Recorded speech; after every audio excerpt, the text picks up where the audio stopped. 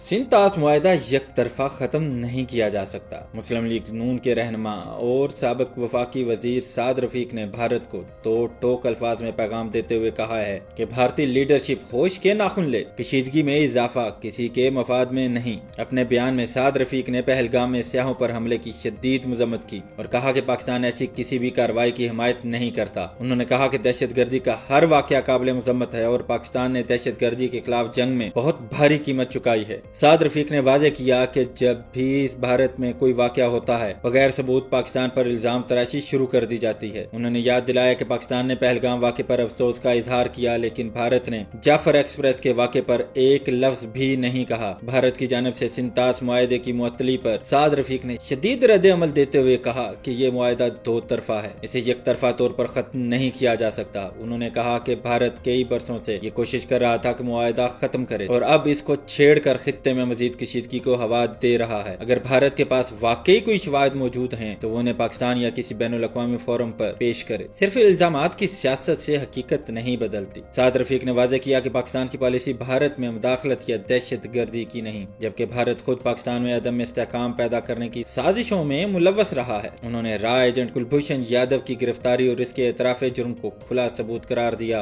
और सवाल उठाया कि ना जाने कितने कुलभूषण पाकिस्तान में लॉन्च किए जा चुके हैं। उन्होंने कहा कि भारत को इल्जामात लगाने की बजाय मसाइल का हल तलाश करना चाहिए, क्योंकि आलमी सतह पर इस तरह के इक़दामात अमन के लिए खतरा बन सकते हैं। उन्होंने आखिर में मुतालबा किया कि पाकिस्तान और भारत के दरमियान तमाम मुतनाज़ मसाइल का पुरअमन हल निकाला जाए, खुसूसन कश्मीर के मसले पर कश्मीरियों को इनका हक़ खुद इरादियत दिया जाए।